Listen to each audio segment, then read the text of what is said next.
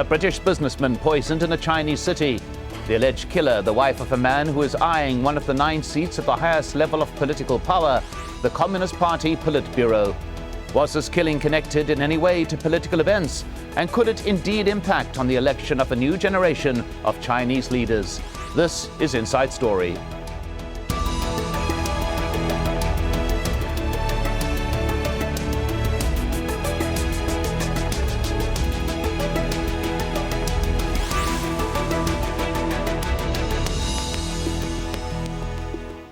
Hello and welcome to the program. I'm Mike Hanna.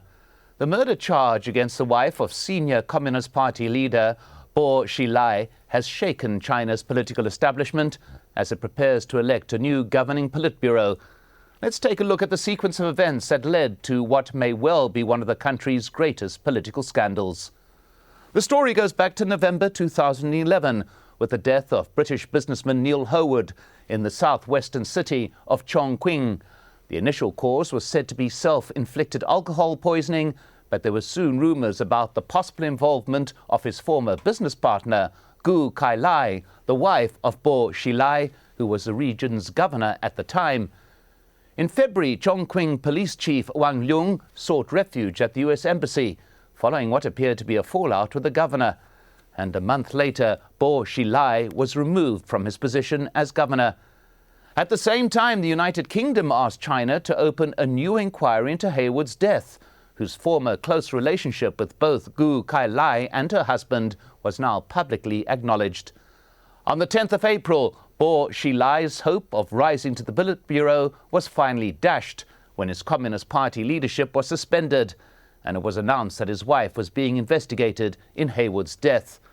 Finally, on the 26th of July, Xilai and a family employee were charged with killing Hayward and sent to trial. And here's the latest from Rob McBride in Hong Kong. The latest targets in the widening scandal: 4 senior police officers who investigated the death of Neil Heywood and then apparently covered up his murder. According to prosecutors, they made their decision upon learning the most likely culprit was Xilai, who on Thursday appeared in the same court. They're accused of forging witness statements and hiding evidence and fabricating the story that Heywood died from heavy drinking. By falsifying interview records, concealing evidence and other means, they covered up the fact that she had been at the scene. They also induced Neil Heywood's family to accept the conclusion that it was a sudden death after drinking, and they did not carry out an autopsy and carried out a cremation. As more people find themselves in court, so the Chinese authorities increasingly face a difficult balancing act: clean up the scandal surrounding Bo Xilai, but without damaging further the reputation of the Communist Party through which he wielded power. So far, according to analysts, they are just about maintaining that balance.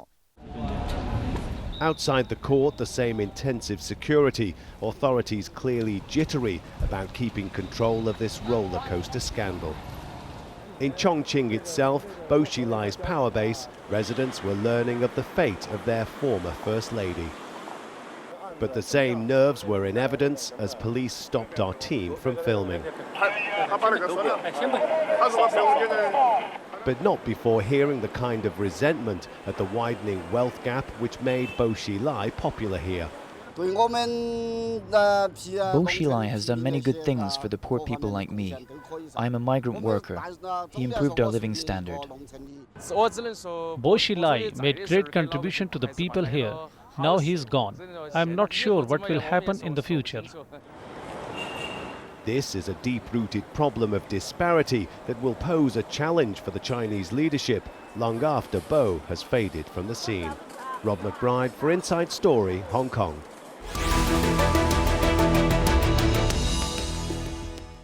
Well, as mentioned, the defendant's husband is Bo Xilai. He's the son of a famous Communist Party leader, Bo Yibu.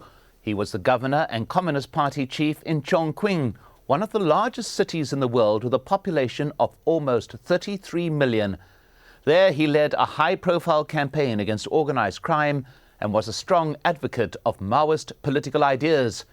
He was until recently one of the most powerful figures in the Communist Party, and many had predicted he'd rise to the highest office in government. But he was also described as ruthless and arrogant, mostly by his political opponents. He's not been seen in public since the investigation into him and his wife were announced.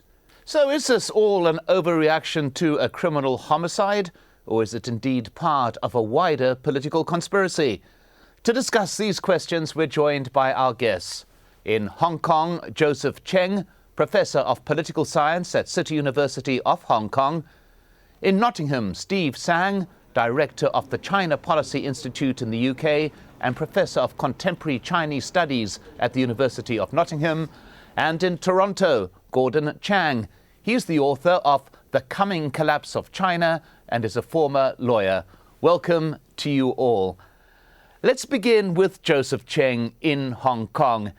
Is too much being read into a case that may well be nothing more than a lurid homicide with passion or money as a motive, do you think? Well, it is not exactly the murder case that is in question. I think the focus of the attention has been on the issue of Xilai and his insubordination. This party secretary of Chongqing, he tried to promote the model of Chongqing without the proper authorization of the central leadership. He also tried to promote an ideological line deviant from that of the central leadership, and he tried to lobby hard for his promotion, which was against party discipline. The central leadership was in no position to sanction him until one of his subordinates, a public security chief, Wang Lijin, tried to seek political asylum at the American consulate in Chengdu. So it reflected the inadequacies of the Chinese development model when a very ambitious politician tried to exploit the nostalgia among those who are dissatisfied with the good old days of Maoism. And it also exposed the lack of transparency in the Chinese political process at the top level, encouraging or generating a lot of speculation and rumors. Well, we'll get onto that question of transparency a little later, but to Steve Tsang in Nottingham, why do you think that this case is so important? Well, I think Joseph got quite a lot of it right. It is really not about Gu Kailai, Mrs. Bo. It is really all about Bo Xilai. Where I disagree with Joseph is that I think really the crux of the matter is about the succession politics. Bo Xilai is a very able, charismatic, maverick type of figure in the Chinese top leadership, which is very unusual. And he is not just seeking promotion, he is pushing himself forward for promotion, certainly into the Standing Committee of the Politburo. And clearly his ambition is not just being a member of the Standing Committee of the Politburo, he is ambitious enough to want to be number one. And the heir apparent doesn't want him to be number one for obvious reasons. And the current leader, Hu Jintao, also doesn't want him to be there. So you get into a situation where when an opportunity finally came up, they use it to oust him. But on the other hand, you have enough disagreements within the top leadership that they cannot really agree what to do with him before the actual succession. So at the moment, he is being put under house arrest, and they focus on fixing his wife without actually doing anything about him. Well, Gordon Chang in Toronto, do you agree with what we are hearing, that essentially here was an opportunity to politically cripple a man that many in the Chinese leadership did not agree with? I certainly agree. But also, they couldn't ignore this. You have a murder of a foreigner. It's connected with perhaps corruption on the scale of hundreds of millions of dollars. You have this, as it's been pointed out, in connection with the succession struggle. And also, it's occurring while the Chinese economy is faltering. You have a lot of things occurring at the same time in China, a lot of moving parts. And so that's why this story is important. Well, Steve Sang, picking up on that issue of corruption apparently arising out of this particular case, is being called into question the whole nature of how politics is being done in China? Well, corruption is definitely a very, very serious problem. And that is, in a sense, exactly why corruption is not being mentioned in the case against Gu Kailai. Because Bo Xilai is not by any means the most corrupt of them all. If anything, he is probably just run-of-the-mill amongst the top leaders who are all in different ways, in some ways, involved. And the case that it is a murder of a foreigner, of a British citizen, is not, I don't think, at the moment proven. We have to remember that until 24 hours before the Chinese government decided to detain and arrest Gu Kailai for the murder of Neil Heywood, the same government maintained that there was absolutely no question that this British citizen, Neil Heywood, was not murdered, and he died out of either alcohol, excessive consumption, or a heart failure. So I don't think we can take what the government's case at face value. Well, Joseph Cheng in Hong Kong, I want to pick up on that particular point. There does appear to be a bit of confusion here. If there was going to be an example made out of this whole occurrence aimed at politically damaging a man who many disliked, then why was the Chinese government so slow in admitting or putting legal processes in place only months after the event actually happened? Why was there this delay, do you believe? On the basis of speculation, rumors, and so on, it is believed that there are two agreements. One, there is an agreement among the top leaders. There was a compromise. Hu Jintao made a concession not to prosecute Bo Xilai. He would only suffer party disciplinary sanctions, and in return, Hu Jintao probably received more support for his preferred lineup of the new leadership to be announced in the coming party congress. And he probably managed to secure more support for his attempt to hold on to the position of chairman of the party's Central Military Affairs Commission. So this is one agreement among the top leaders. There is probably another agreement between the authorities and the supposed murderer, Gu Kailai. The latter apparently accepted the idea, the deal, to absorb full blame, to clear her husband from all connections to the murder, and in return, she probably would not be given the death penalty. And as you can see, the authorities in the recent press conference have been trying to provide various types of excuses, saying that she demonstrated a good attitude and she could claim credit for exposing the crimes of some public security officials and so on. And it seemed that certainly an essential element of the deal was that she would not be given the death penalty.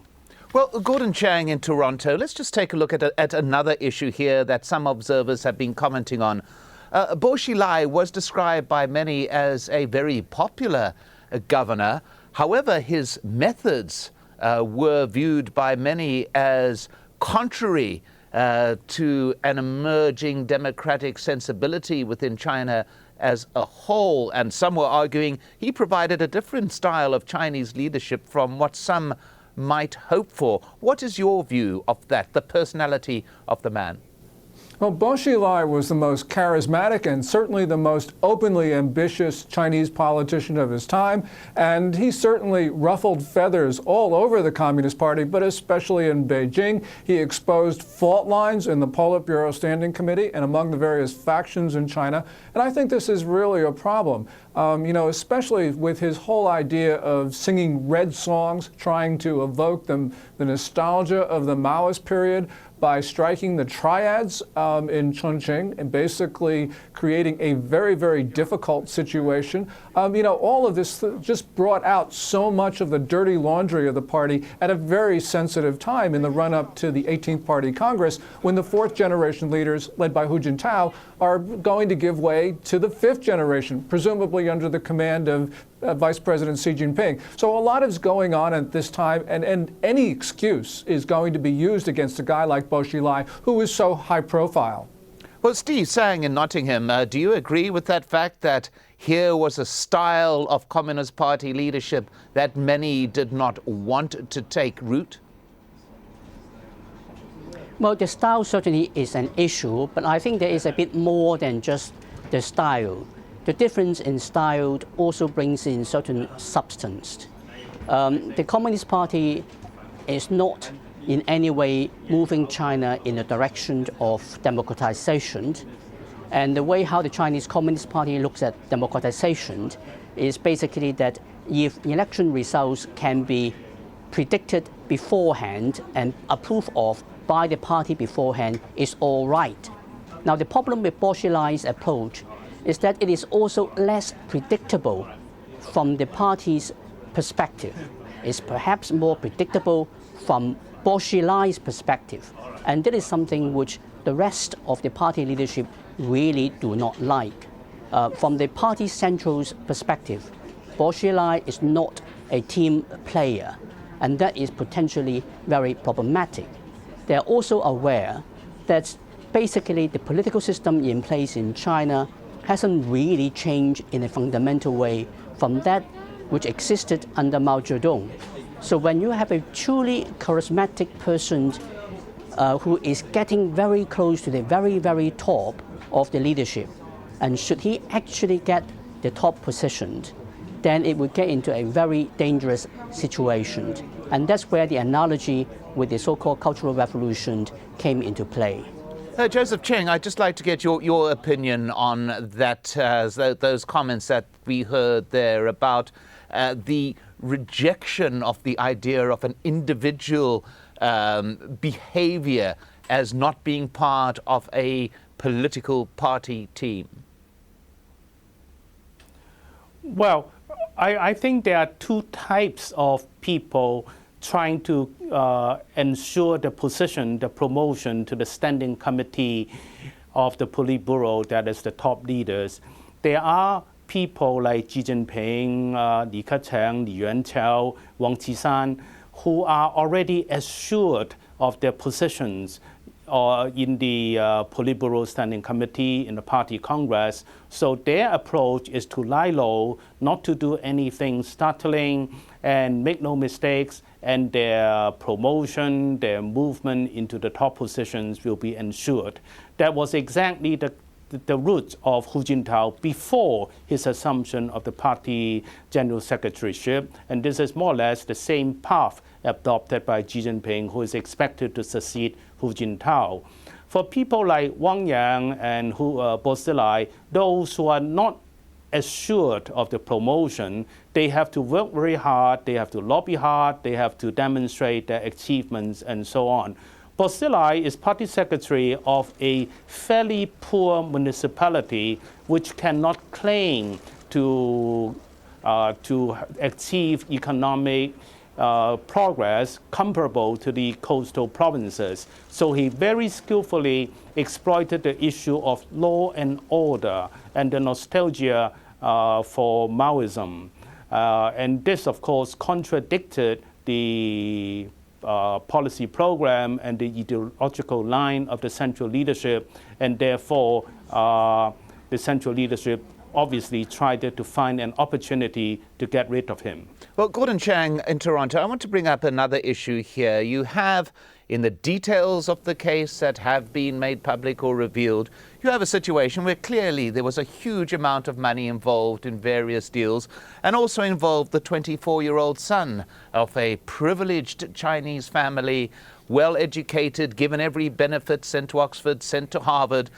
How much do you think this new Chinese elite is angering those within the wider Chinese society, not seeing the kind of social and economic progress that they would have hoped to? Well, certainly this creates a divide in society where you have very, very wealthy kids like Bo Guagua, Bo Xilai's son, driving around in fast cars.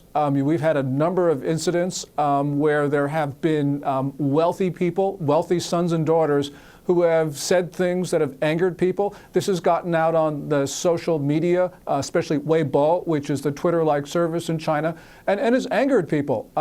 When you have corruption where most of the top leaders have stuffed away perhaps hundreds of millions of dollars like Bo Xilai did, then obviously this is something. Because if you go back in Chinese history, corruption is the one thing that has always stirred the Chinese populace.